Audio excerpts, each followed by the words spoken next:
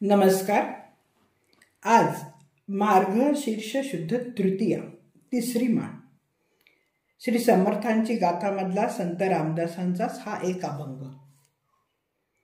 मल्लखान देतो तुफान, दुर्जनाला करी हैराण, भक्तजन होती तल्लीन.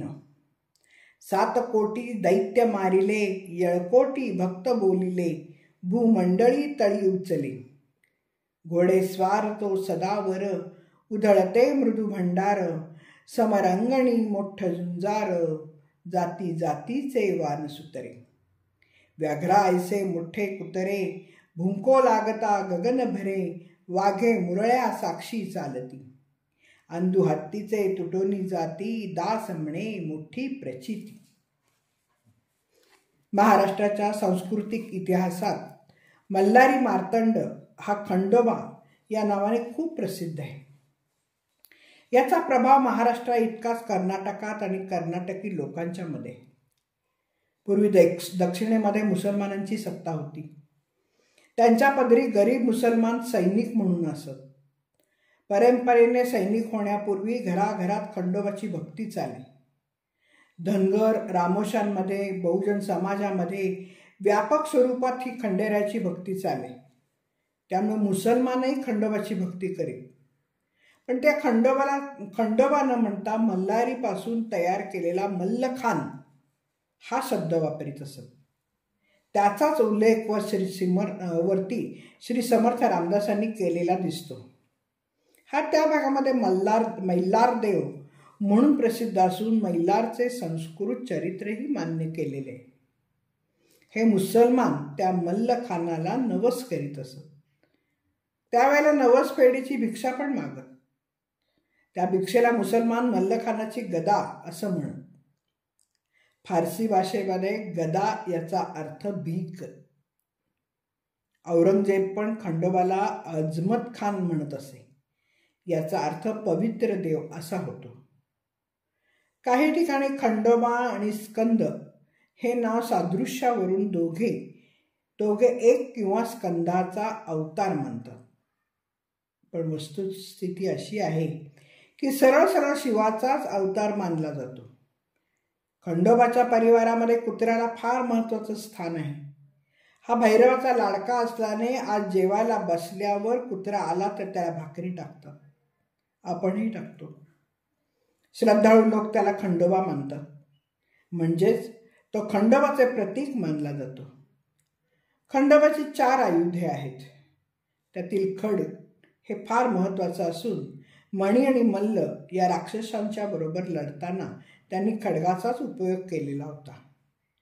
त्या खडगाला खंडा असंही म्हणतात.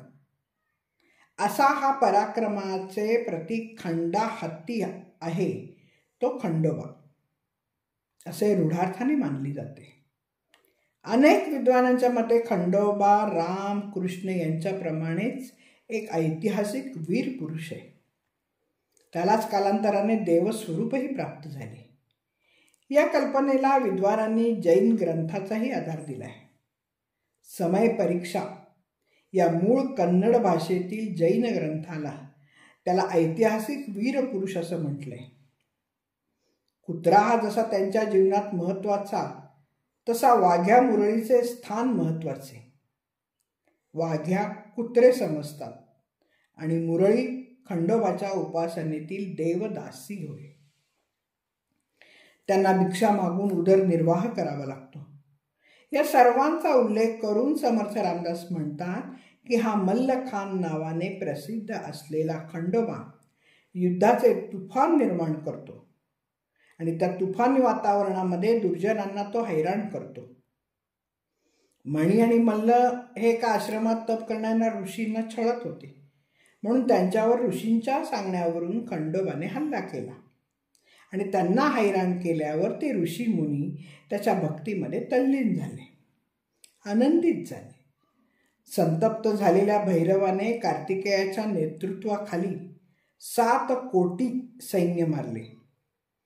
येळकोट येळकोट असे भक्तांनी उच्चारून भैरवाची प्रशंसा केली. मणी आणि मल्ल मारले गेले. 3दा येळकोट घे असे उच्चारून भूमंडळातील भक्तांनी तळी उचलली.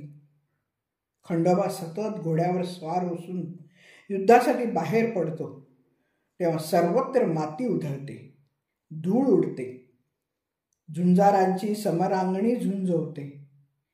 अनेक जातीचे सेवेकरी जे स्वतःला कुत्र समजतात ते जय जयकार करतात. आकाश दुमदुमून जाते. वाघ्या मुरळींचे थवे साक्षीला असतात आणि त्या झुंजीत हत्तींचे साखळ दंड तुटून पडतात. हे सर्व समर्थांनी अनुभवाचे प्रतीतीचे बोल प्रचिती घेऊनच सांगितलेले. एकनाथ महाराज म्हणतात, भावे करिता माझी भक्ती विषय वासना जळोनी जाती. धन्यवाद. मी अभिवाचक सौभाग्यवती पल्लवी कुलकर्णी. नमस्कार.